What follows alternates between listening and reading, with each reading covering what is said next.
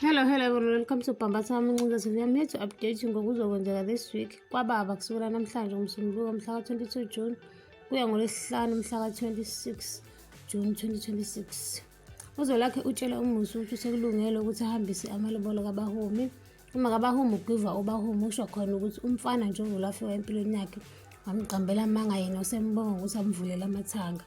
Udumisani wabomkhulu kaZolakhe uxabana nengane yakhe umhlaba.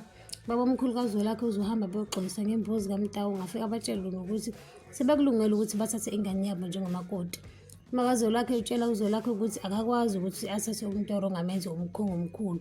Washo khona ukuthi akalungise umndeni wakhe before akhe lona afuna ukwakha. Ngayibamba lana ungakhohlwa ukucindezela notification bell, subscribe nomsho umbono wakho.